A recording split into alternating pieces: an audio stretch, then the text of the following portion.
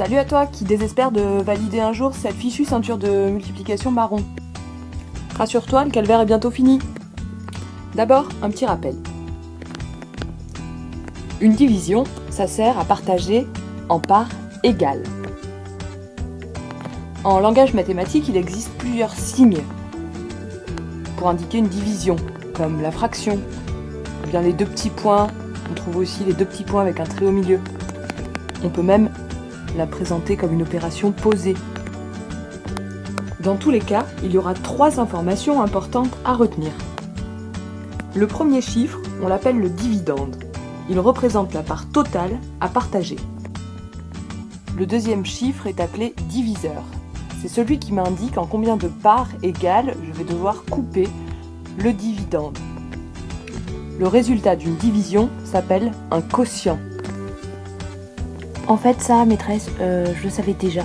Moi, ce qui m'intéresse, c'est comment je fais pour trouver le résultat. Enfin, le quotient, si tu préfères. Imaginons que 56 soit le nombre de pièces contenues dans le trésor qu'un groupe de 7 pirates vient de trouver. L'opération 56 divisé par 7 me servira à trouver combien de pièces d'or chaque pirate aura une fois le partage effectué. Je cherche combien de fois 7 fait 56. Soit j'ai mes tables à portée de main et je cherche dans la table appropriée, soit je connais mes tables par cœur et pour être efficace, je vais essayer de cibler le nombre de fois 7 que je dois réaliser pour m'approcher au maximum de 56.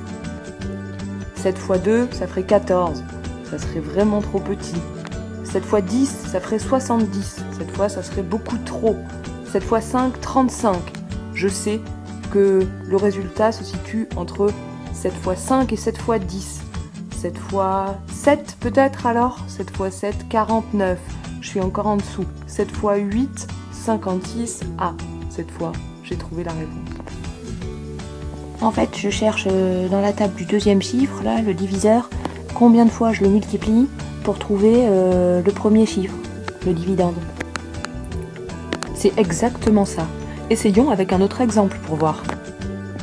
Donc là, il y a 9 pirates, 9 fois combien égale 81 Dans la table de 9, c'est 9 fois 9 qui fait 81.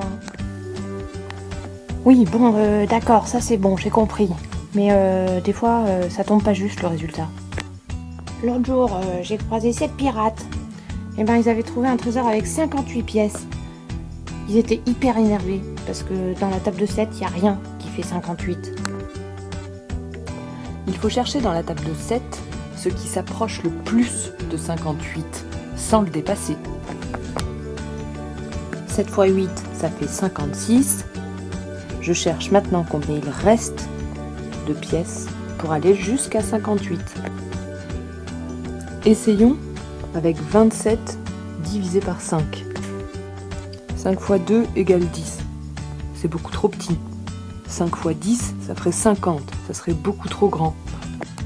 5 fois 5, ça fait 25. Et moi, je veux aller jusqu'à 27. Combien il va me rester de pièces d'or? Bravo, t'as trouvé!